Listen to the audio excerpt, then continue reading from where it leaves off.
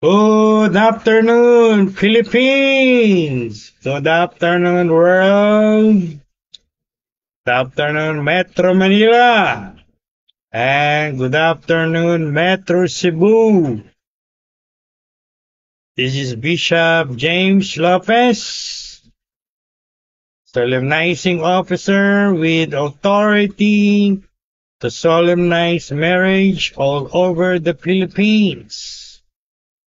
Welcome to our Facebook Live presentation this afternoon, and this video will be uploaded to our YouTube channel and to all of our social media platforms. So if you are new to our YouTube channel, I want you to click the red subscribe button and click the notification bell as well. So welcome this afternoon to our Facebook Live presentation, and our presentation or our blog this afternoon will be about the wedding requirements in the Philippines this year 2025 and the prices or the fees. Alright? So, marami po ang nagtatanong sa amin at sa mga social media platforms namin, particularly sa mga accounts namin sa Facebook Marketplace, ano ang mga wedding requirements at how much are the fees or the prices.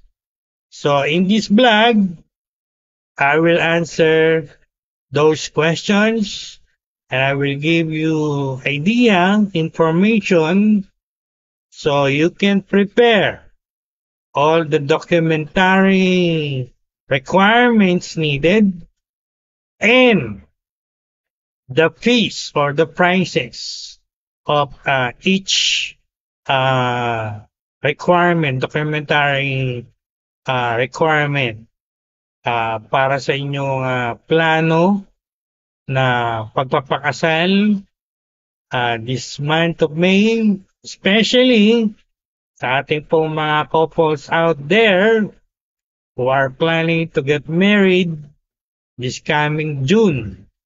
Alam naman po natin sa ating bansang Pilipinas, pagdating ng June, marami pong nagpapakasal.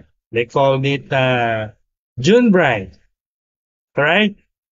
So, again, I will answer all of your questions. I will give a comprehensive tutorial questions to your answer regarding the requirements of getting married in the Philippines this year 2025 and the prices or the fees. All right? And again, this is Bishop James Lopez.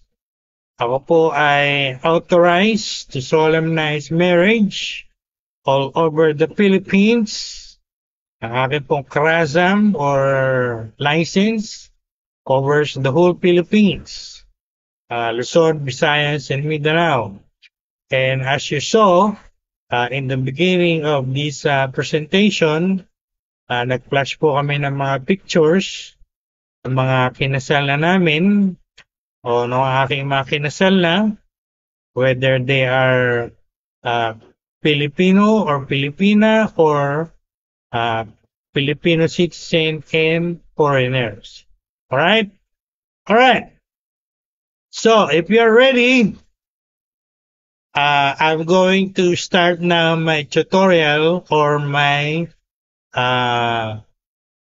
teaching about this important subject or topic. And FYI, pagbabasehan ko po yung ating family code of the Philippines. Ano po ba yung family code?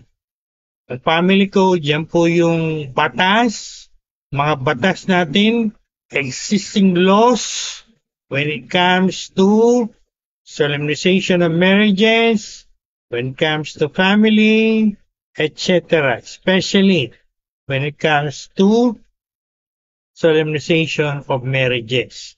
So lahat po ng kasal, lahat ng magpapakasal, at lahat na nagkakasal, dapat po ay sumunod sa batas na ito, sa family code. Alright? Alright. So, iisa-isahin ko po yung mga article dito and also yung mga corresponding requirements. Alright? So, first of all, marami po akong video na napanood sa YouTube at maraming mga vlogger ang nagsasabi, una sa lahat, first of all, ang requirements is marriage license. Well, that is correct. But, they miss. Wala po akong napanood na video na nagsabi nito. Siguro ako pa lang ang magsasabi nito. Based sa aking karanasan ng pagkakasal ng maraming couples ng mga nakaraang taon. So, ano po yung una sa lahat bago po yung marriage license? Based sa family code, no? Pag binasa niyo yung family code, you can Google it if you want. Family Code of the Philippines. So, sa Chapter 1, meron pong sinasabing requisites of marriage. Pag sinabi pong requisites of marriage, requisites means requirements. In other words, mga necessary things, mga kailangan na dapat nating sundin. Alright? So, mag-umpisa tayo. Hindi po ako mag-umpisa sa marriage license. Mag-uumpisa po ako base sa mga articles ng Family Code at sa Article 8 ng Family Code. Bago sabihin yung marriage license, Article 8, Family Code. First requirement is written request duly notarized requesting the solemnizing officer to solemnize your marriage in a house or a place designated by the couple, like in civil or garden or beach wedding. So actually, ito po ang unang document based sa Family Code, Article 8. Kasi po yung marriage license, Article 9 na yan. So nauna to, no? So ano po ibig sabihin nito? Maaaring magtanong kayo, ano ibig sabihin niya, Bishop Lopez? Pag kayo po ay magplanong magpakasal at gusto nyo ganapin sa garden wedding, o gusto nyo gawin sa beach, sa isang malapit sa isang beach, kailangan nyo pong mag-execute ng affidavit requesting the solemnizing officer na you want it to be solemnized in this in that place, no? For example, nung kami po ay solemnize ng beach wedding sa Batangas, maraming gusto ng beach wedding sa Batangas.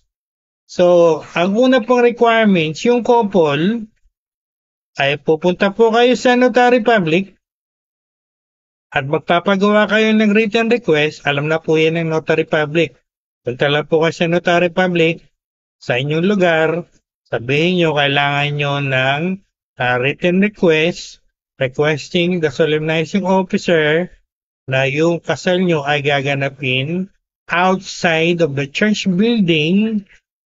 For example, sa bahay or sa restaurant or sa condo, or sa beach, or sa isang garden place. So requirements po yan.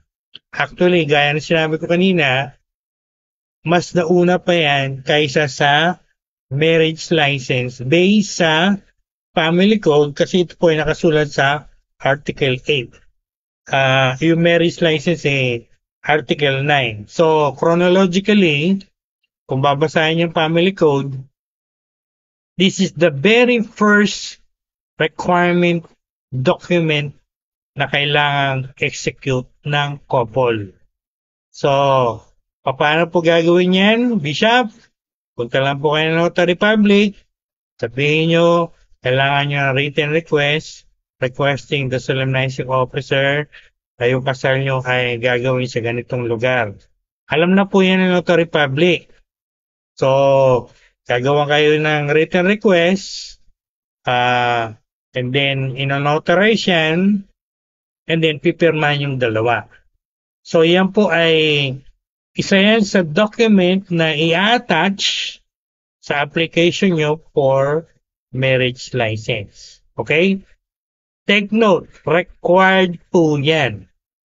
Lalo na kung kayo ay magpapakasal outside of the church building. Alright? Now, paring may tanong nyo, magkano naman po yan, Bishop Lopez? How much is the fee or the price? Well, based sa aming experience, iba-iba po kasi ang mga prices ng mga notary public. So, it depends on the notary public of your place where you are located, no? For example, kung kayo sa Marikina, siyempre, punta kayo sa notary public sa Marikina. Maaaring sa ibang city, sa Parañaque, maaaring iba rin yung price ng notary public. So, ang sagot sa tanong na how much, it depends on the notary public where you are located. So, yun po ang aking i-advise. So, punta lang kayo ng notary public, then pagawa kayo, and then ask them how much. Okay?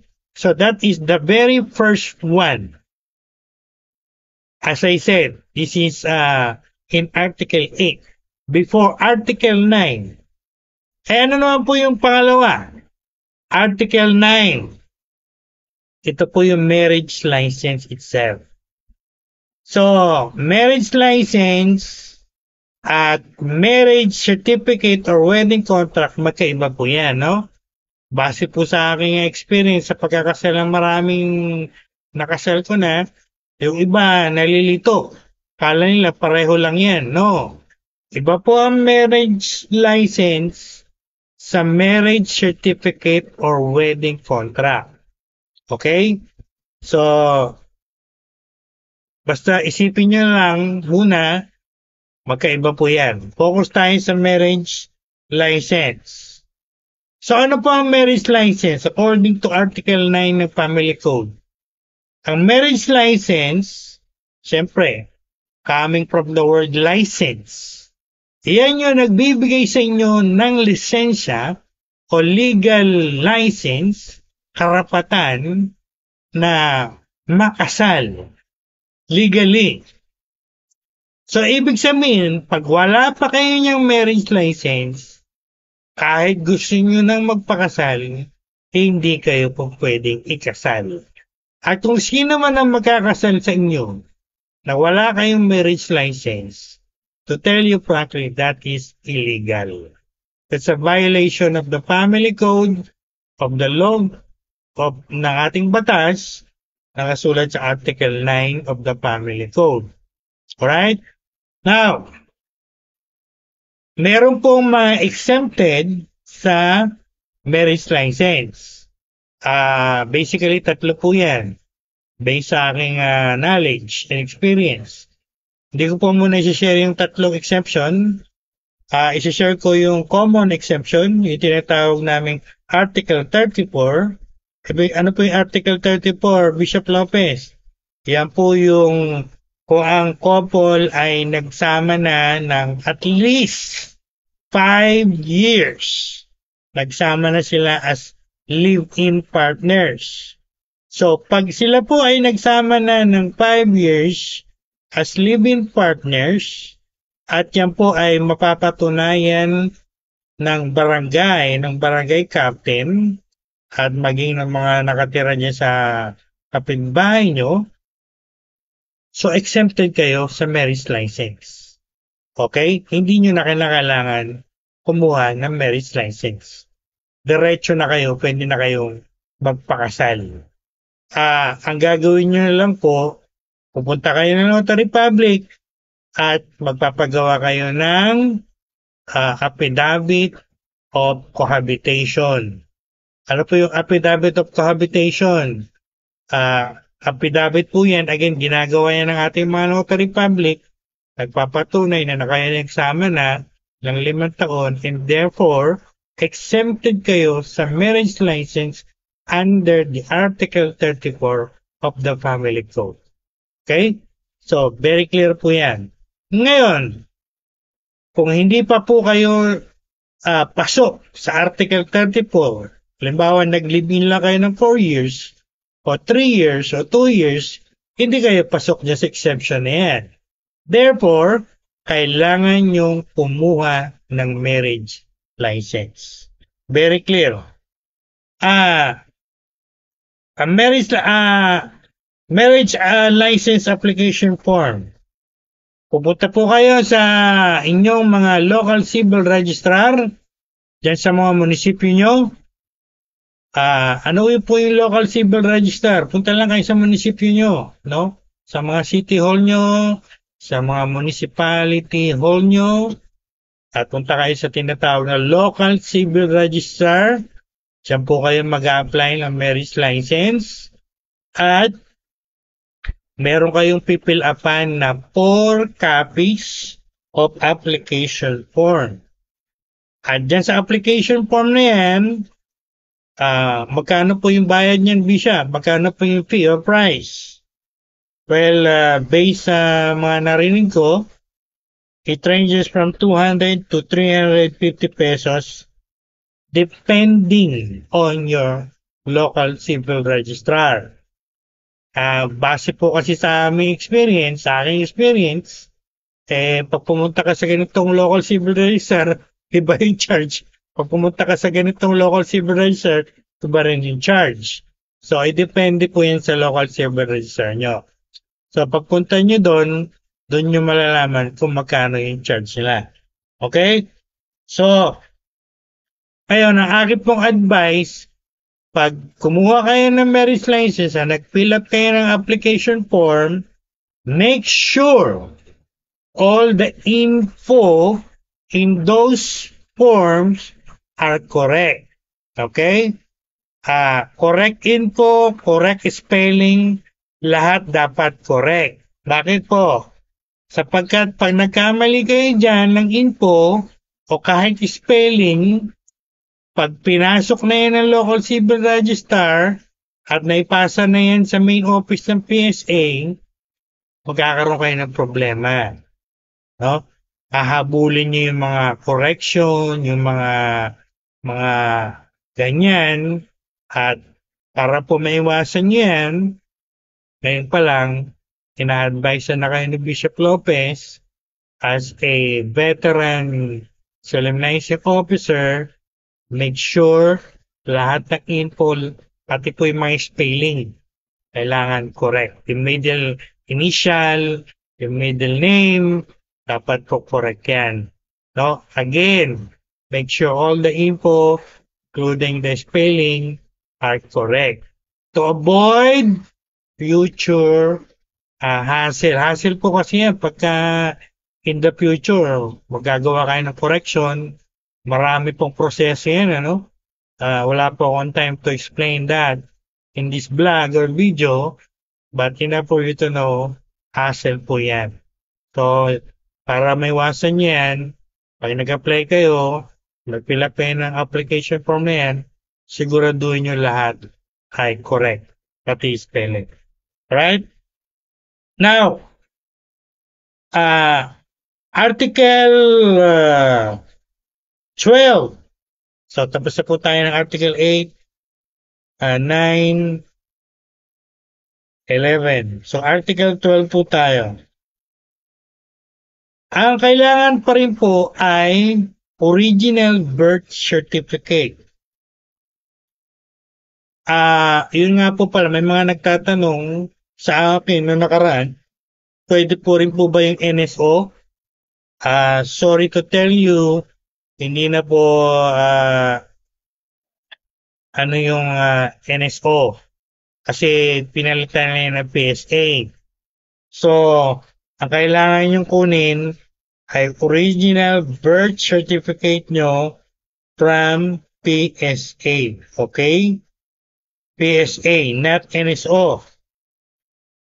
Dahil pinalitan na po ng PSA yung NSO. Now, mayroon pong dalawang paraan para makakuha kayo ng original birth certificate. Pwede kayo pumunta mismo sa opisina ng PSA, main office, or para mas madali, mag-online kayo, no? Mag-online application kayo gaya ng ginagawa ng marami. Dito po sa vlog na ito, sa video na ito, ipopost si Bishop Lopez sa vlog na to, sa video na to, yung PSA link. So, pwede nyong i-click doon. Just click the link and you will be routed to the PSA website. From there, you can apply online, which is easier. Mas madali, syempre. No? Now, magkano naman po ang price na fee niyan, Bishop Lopez? Well, base sa mga narinig ko, ay that is 330 per copy, no? Or maliban na lang kung nagkaroon sila ng mga recent changes. So per copy po yan, 330. So you can get that PSA copy of your birth certificate. Mabilis po sila pagka online, no? Based on my experience, tumatagal lang po yan ng 5 days or even less than 5 days. So, in a week, you can get your PSA birth certificate. Alright? So, mabilis po yan. Mabilis sa proseso yan. At ganyan po yung halaga. 330 per copy. Now, according to Article 12 pa rin ng ating Family Code,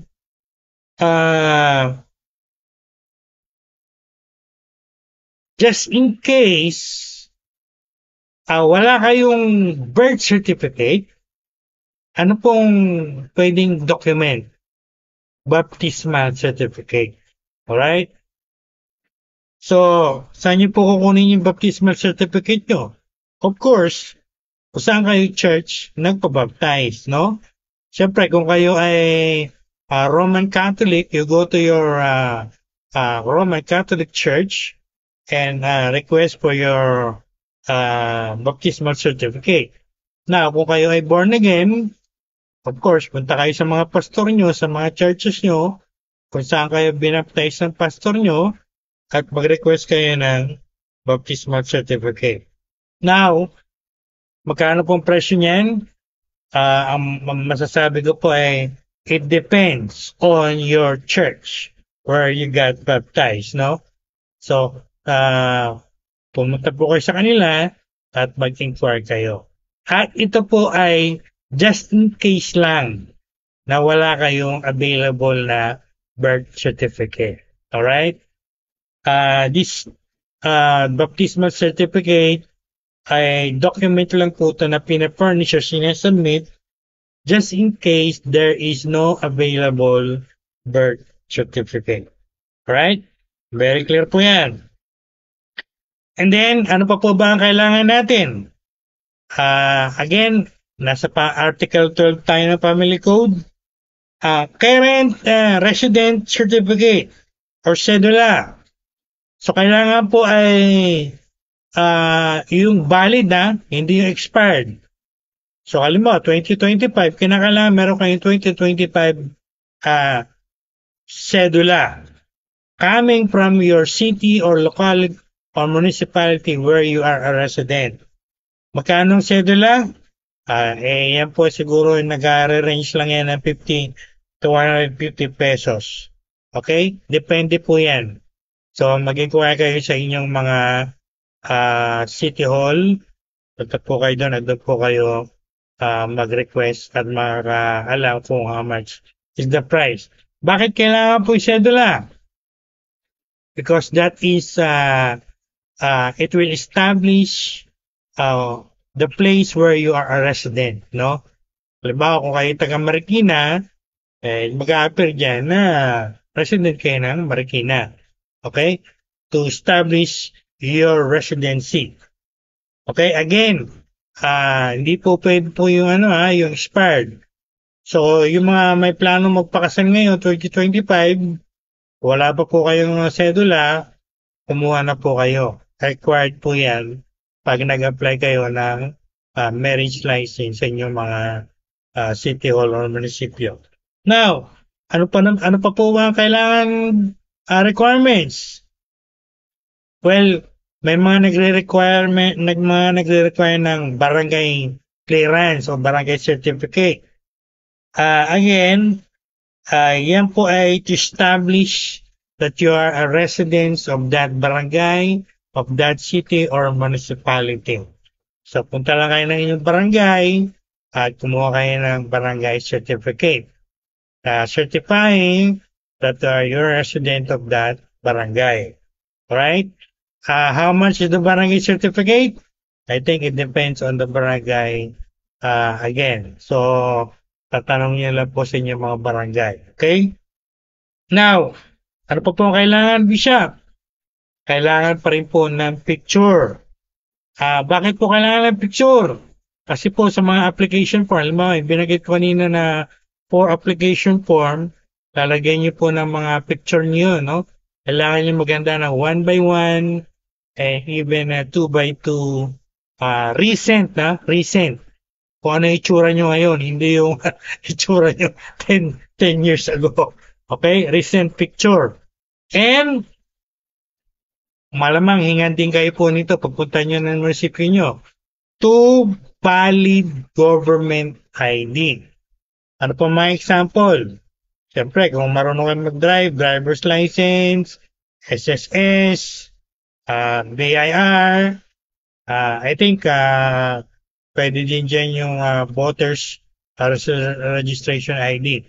So, yan po yung mga valid na government IDs. Alright?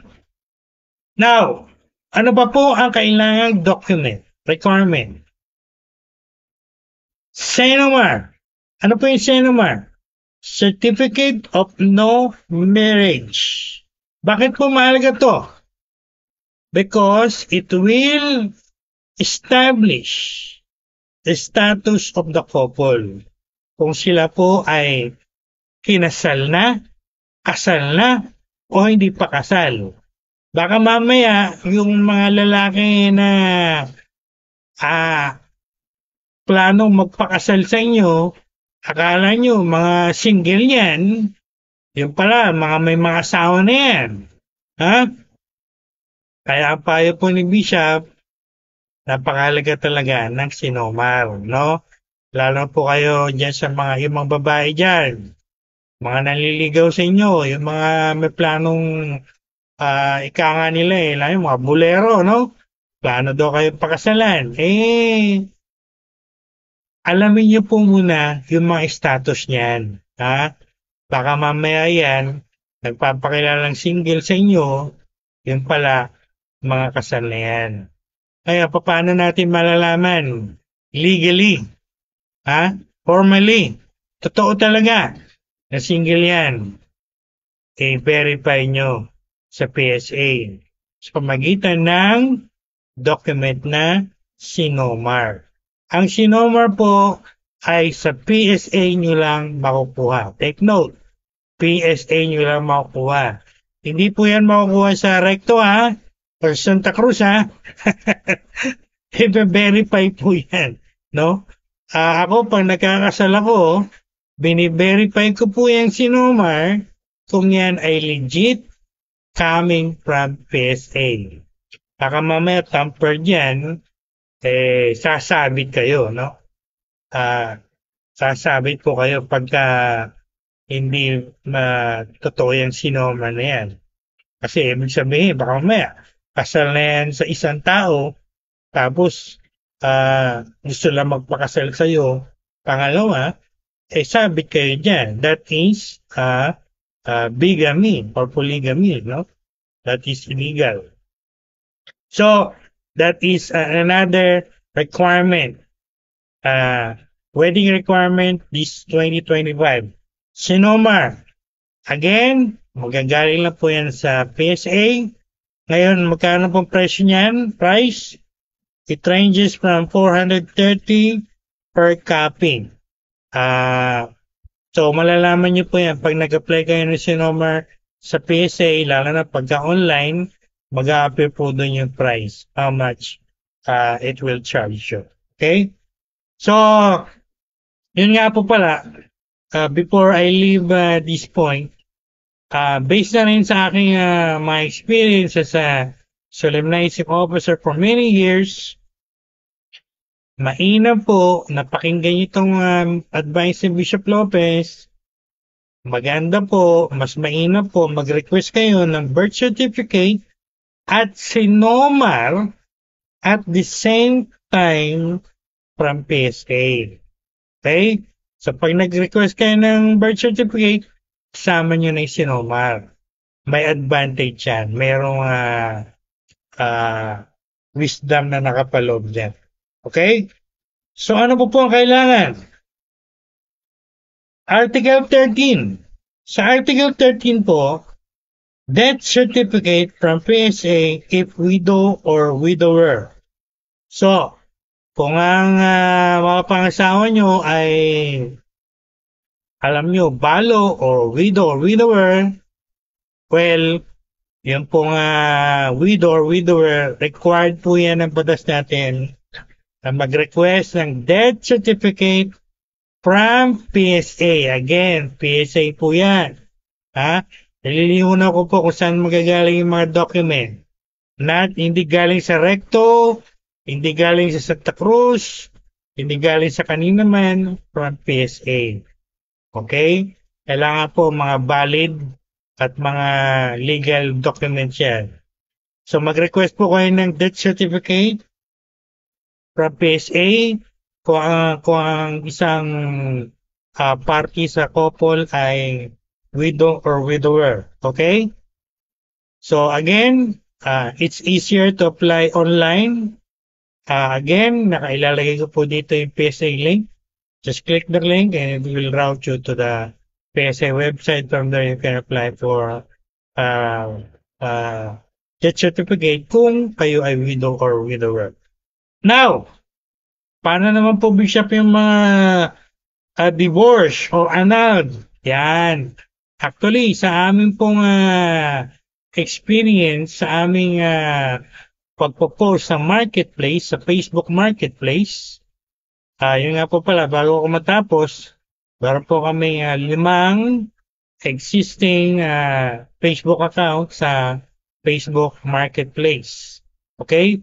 So, marami pong mga nagsisend sa amin ng message, mga katarungan along this line, paano daw pagka-divorce, paano pagka-annulled? Isa lang po ang sagot natin dyan. Again, binabase ko po itong mga sagot ko sa inyo sa ating family code. Okay? You can Google it, you can refer it. Okay? You can read it for yourself. According to Article 13, pagka-divorce, kailangan ng judicial decree of the absolute divorce. Ulitin ko po yung pangalan ng document. Judicial decree of the absolute divorce. Yan po yung tawag dun sa document. Saan po magagaling yan? Hindi po manggagaling sa PSA yan. This time, manggagaling po yan sa korte. Court. Kung saan dininig yung case ng divorce. Okay? Maliwanag po yan ha. Hindi niyo po kukunin yan sa PSA. Hindi po nagbibigay ang PSA ng Judicial Decree of Absolute Divorce. Korte niyo po yan sa court. Kung saan at dininig yung divorce case. Okay? Now, paano naman po kung annulment? Ayan, maraming tanong din tayo pagdating dyan eh. Meron po tayong annulment sa Pilipinas, okay? Sa mga may case ng annulment, yung magpapakasal sa inyo, pakakasalan nyo ay annulled, kailangan po nilang mag-present ng, ito po yung tawag sa document, Judicial Decree of Annulment. I'll say it again. Judicial Decree of Annulment. Again, hindi po yan magagaling sa PSA. Hindi po nagbibigay ang PSA niyan. Saan po magagaling yan, Bishop? Again, magagaling po yan sa korte. Bakit po sa korte? Sapagkat ang korte lang po natin ang may kapangyarihang mag-annul. Okay? So, yung mga document na yan, Judicial Decree of Absolute Divorce, Judicial Decree of Annulment, coming from the court. At kung isa kayo dyan, gusto niyo magpakasal, pero divorce kayo or annulled kayo, kailangan po mayroon kayo may presentang ganyan document, no? Judicial Decree of Annulment, Judicial Decree of Absolute Divorce. I-attach nyo po yan sa application nyo for marriage license bago kayo mabigyan ng marriage license, no? Hindi kayo bibigyan ng marriage license kung kayo po ay hindi pa annulled o hindi pa divorce. Again, sasabit kayo dyan. Illegal po yan. At frankly speaking, hindi po ako tumatanggap ng mga ganyang cases. Marami po nagtatanong sa amin yan. Marami nag-message sa amin sa marketplace. Pero my answer is always the same. Hindi po tumatanggap si Bishop Lopez ng mga ganyang cases. Maliban na lang kung meron kayong may papakitang legit at legal valid document coming from the court itself na nagpapatunay na kayo ay divorced or annulled. At kahit magpadala kayo niyan sa akin, ako po mismo ay i-verify ko po yan. O i-verify po ng staff namin yan. No? Lahat ng document na sinisend sa amin, bini-verify po namin yan. Bakit po? Dahil gusto po namin, lalo na po ako as a solemnizing officer, gusto namin lahat po ng ating ikakasal ay 100% legal. Dahil po pag hindi legal yan, pare-pareho tayong sasabit, no? Sasabit kayo, sasabit din yung nagkasal sa inyo. Okay? So, maliwanag po yung tutorial ko, yung vlog ko this afternoon. Now, malapit na po tayo tapos. Article 14 na po tayo. Pagdating sa Article 14, ito po yung mga edad. Ito ang mga pwedeng ikasal, no? Article 14, ages 18 to 21. Pagka 18 to 21, mapalalaki o mapababae, kailangan meron kayong written parental consent na manggagaling o may pirma ng inyong father or mother or guardian at yan po ay dapat notarize. Ngayon, kung magtatanong kayo magkano po yung price niyan o fee niyan, ganoon din po ang sagot ko. It depends on the notary public how much. Dahil ipapanotary niyo po yan, so tatanong niyo po sa notary public kung magkano yan. Okay? Take note. Age 18 to 21 must have written notarized parental consent. Now, Article 15 of the Family Code, age 21 to 25. Pagka yun naman po ay 21 to 25, ang kailangan nyo naman ay written parental advice. Okay? Again, magagaling po yan o permado po yan ng inyong magulang o ng guardian. Again, notarized din po yan. Again, magkano po yan? It depends on the notary public kung saan kayo magpapanotarize. Okay? Liwanag po yung Article 14 and 15. So, bago ko po iwanan itong point na to, lahat po na nagpapakasal at kinasal ng below 18. Sinasabi ko po sa inyo, prangkahan, illegal po yan. No?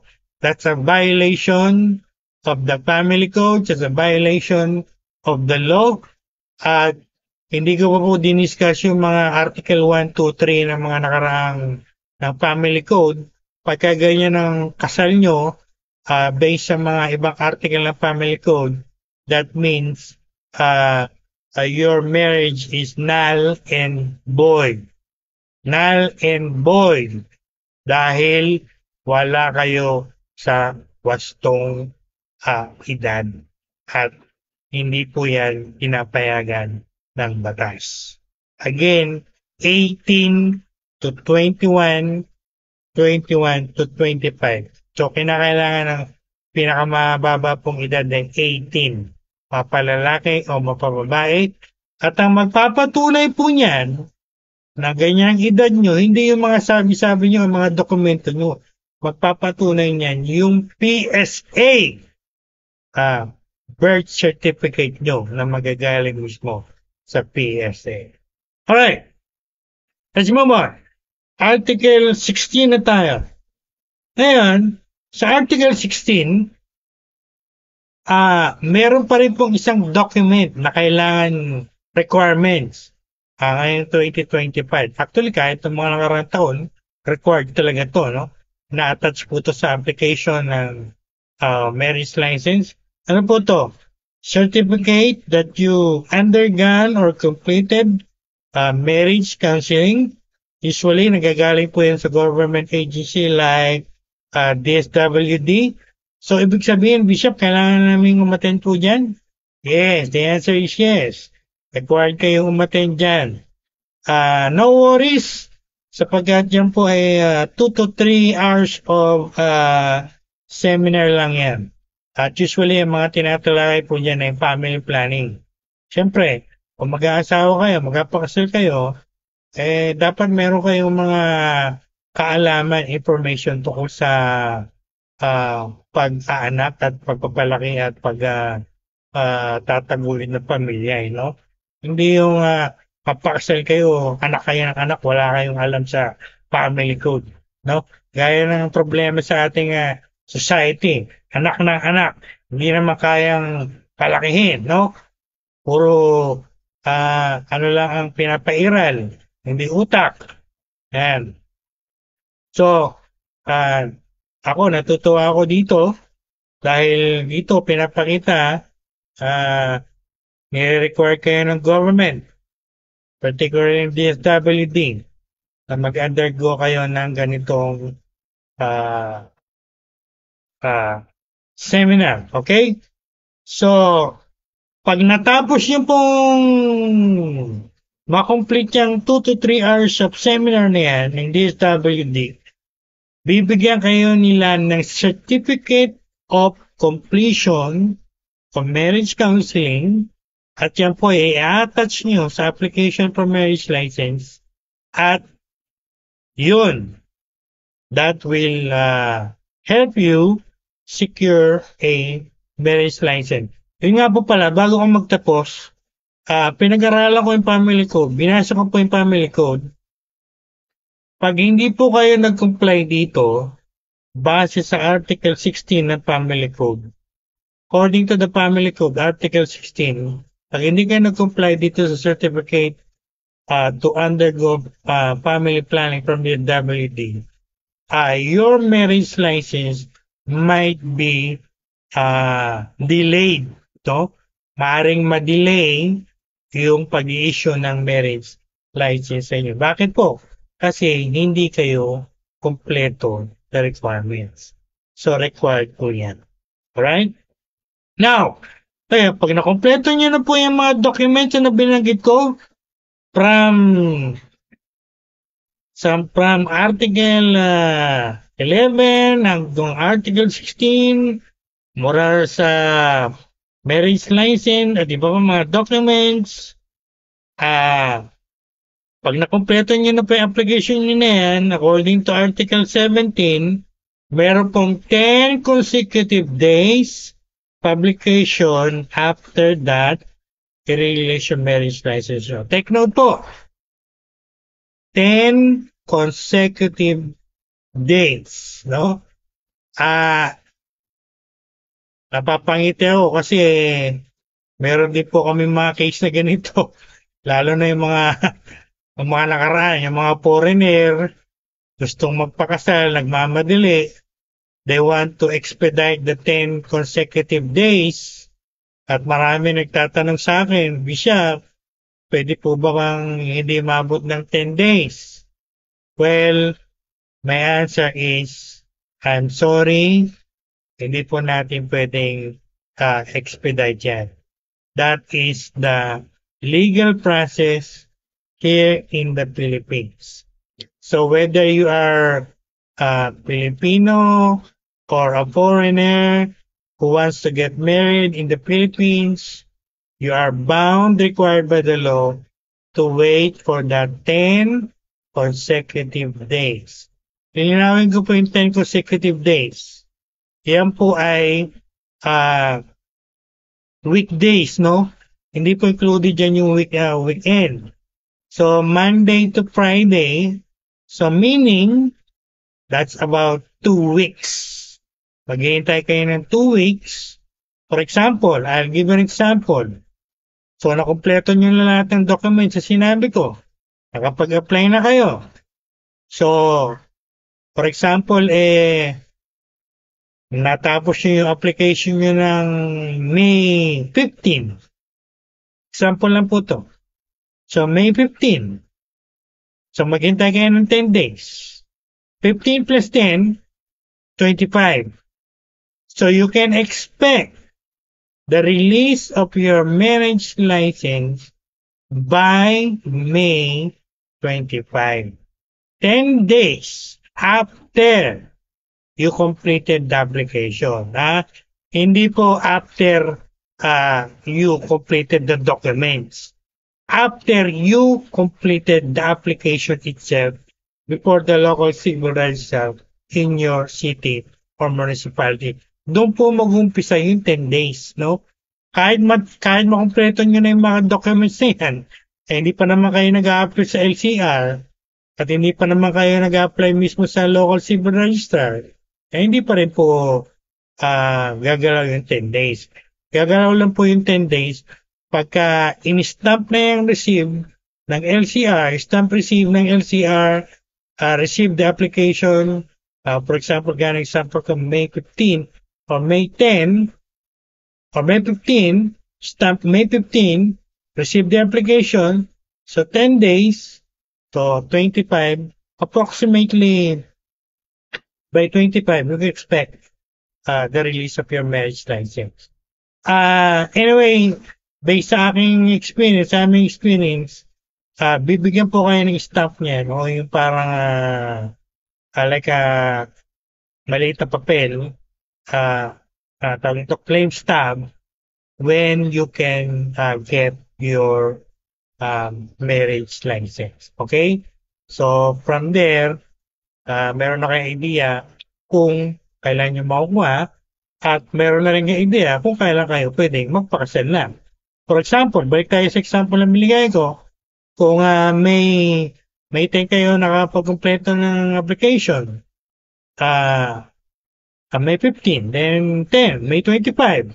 Sa halimbawa na-release yung marriage license yun ng May 25, kahit May 26, pwede na kayo magpakasal, no? Basta po, I'm speaking from my own experience, main experience, basta hawak nyo na sa inyong mga kamay yung dokumento ng marriage license, pwede na kayo magpakasal kinabukasan. Okay? kung napasa kamay nyo na yung dokumento na yun ng 25.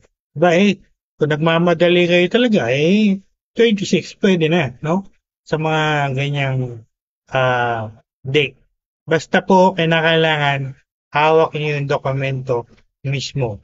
Okay? And before we end, mga panghuli na po to, may mga nagtatanong din kasi, gaano po katagal yung expiration date ng marriage license? Yun nga pala, sa Article 19, bago tayo tapos, ang price po ng release ng marriage license ay 100 to 200 pesos. It depends on your local civil registrar. Article 20, validity period of marriage license, gaano katagal po? 120 days or 4 months. Alright? 4 months. So, ibig sabihin, pag nakuha nyo na yung marriage license nyo, meron lang kayong 4 na buwan para magpakasal. Bakit po? Pag lumipas po yung 4 na buwan at hindi kayo nagpakasal, mag-e-expired yung marriage license nyo. Meron pong expiration date yan. Kaya pagplanuhan nyo po mabuti, no, yung kasal nyo at yung pag-apply nyo ng marriage license. Kailangan pasok yan doon sa within 4 months period, validity period. Baka mamaya nakuha nyo na yung marriage license nyo, halimbawa May. Tapos ang plano pala nyo magpakasal December pa. Wala na, no? May, June, July, August, pagdating ng September, expired na yan. Kaya ano po gagawin nyo? Mag-a-apply na naman po kayo. So, proseso na naman yan, pagod nyo na naman yan, pera na nyo naman.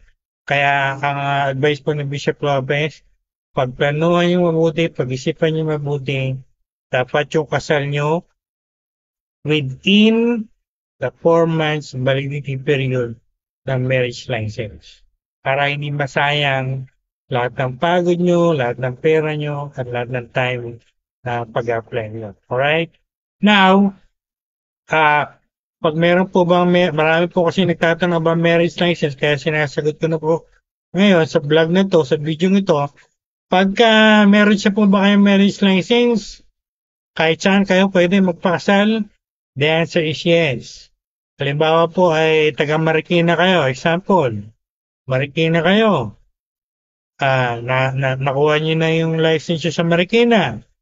Kahit sa Boracay kayo magpakasal, kahit sa Tawi-Tawi pa kayo magpakasal, kahit sa Basilan pa kayo magpakasal, kahit saan lugar pa sa Pilipinas kayo magpakasal, okay lang po yan. Ang marriage license po ay kahit saang lugar yan. Okay? Basta po within the 4 months validity period. Okay? At dalawang puntos na lang po at matatapos na tayo.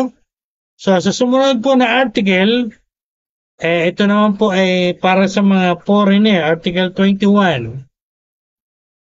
Gagawa po ako ng isang separate video o isang separate vlog after this, and I will answer all the questions regarding the marriage between Pinoy and foreigner, no?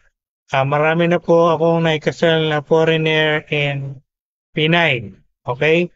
So, based sa article ng Family Code, dealing with this in Article 21, sa Article 21 po,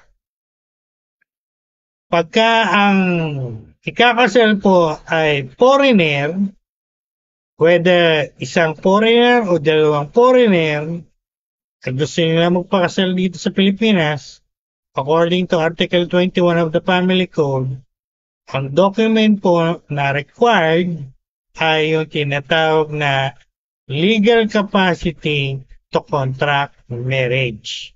Ulitin ko po, legal capacity to contract marriage. Now, saan po nila kukunin yan? Hindi po sa PSA. Hindi po sa court. Kukunin nila yan sa kanilang mga consul or embassy kung saan sila nationality. Sample, kaya po ng kinasal ko. For example, British or Norwegian or American. Siyempre, kung British sila, pupunta sila sa British Consul or Embassy. Kung Norwegian, so sa Norwegian Embassy. Kung American, required po sila pumunta sa US Embassy. To get that document, again, ang tawag po ay legal capacity to contract marriage. Yan po yung dokumento na magpapatunay pwede silang ikasal dito sa Pilipinas. Okay? At ina-attach po yan sa application for marriage license. Pag nakita yan ng local civil registrar, foreigner to. Gusto magpakasal sa Pilipinas. Meron ng legal capacity to contract marriage. Okay, walang legal impediment. We call that legal impediment. So, walang legal impediment. So, i-approve po yan ng local civil registrar. Bibigyan yung foreigner at bibigyan yung Pinay o Pinoy ng marriage license para sila may kasal sa Pilipinas. Okay? And last, Article 22, ito po yung marriage certificate or wedding contract. Kanina po sinabi ko, marami kasing nalilito dito. No? Akala nila pareho lang ito. Again, inuulit-ulit ko po, iba ang marriage license sa marriage certificate. Yung marriage license, yan yung kukunin nyo sa local civil registrar. Yung marriage certificate, yan po yung tinatawag nating wedding contract. Hindi po yan magagaling po yan usually sa solemnizing officer na nagkasal sa inyo.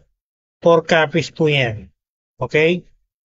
Bakit 4? Isa sa kanila, isa sa local civil registrar, isa sa PSA, isa doon sa may kasal, sa nagkasal. Kaya po 4 dyan. So, yan po yung mga documents, mga requirements for wedding sa taong ito ng 2025 and their corresponding fees or prices. Binigyan ko po kayo ng mga idea para meron kayong idea, lalo na kung meron kayong plano magpakasal ngayong taong ito ng 2025, lalo na po ngayong May or June.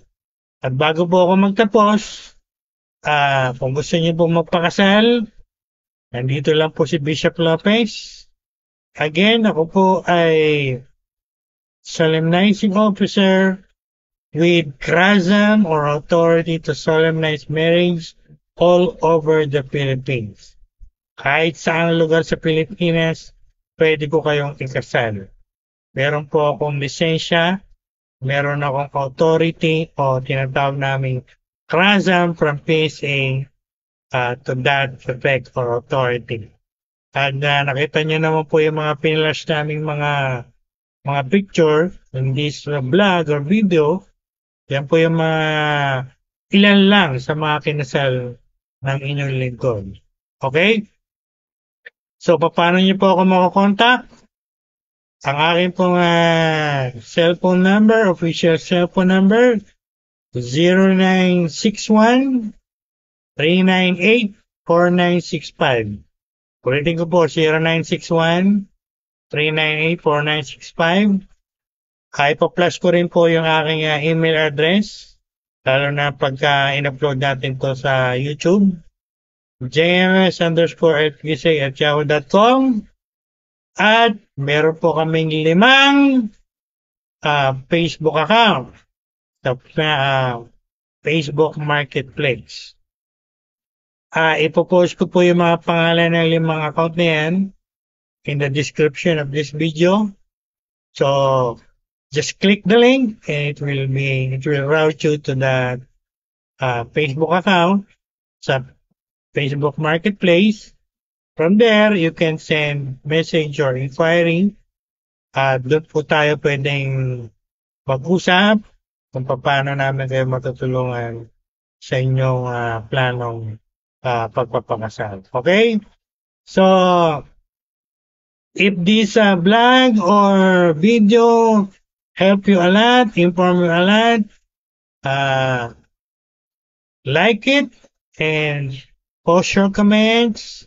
And mahalaga po ay share nyo to sa mga kilala nyo, mga kaibigan nyo, mga kapamilya nyo na may planong magpakasal. Okay? Ito pong vlog na ito, marami kayong makikitang vlog sa Facebook, sa YouTube. Pero ito pong vlog na ito ay ginawa po mismo ng isang solemnizing officer like me. Okay? Yung mga vlog na nakikita niyo sa YouTube, magawa po yan ng mga vlogger. Pero hindi yan mga solemnizing officer. Ito pong vlog na ito, ang masasabi kong uniqueness nito vlog o video nito ay ginawa po to mismo ng veteranong solemnizing officer na maraming kinasal at maraming karanasan sa pagkakasal. Kaya kung kailangan nyo po ng tulong, nandito lang po ang inyong lingkod. Contact me, send me a message, and we will help you. Alright? And sa YouTube, click subscribe and post your comment. At kung may mga tanong pa po kayo, you can post your question in this video.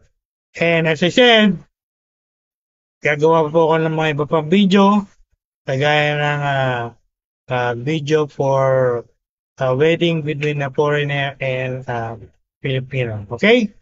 So marami po salamat sa inyong pananood, and God bless you and good luck sa inyong mga planong pagpapakasal this year 2025.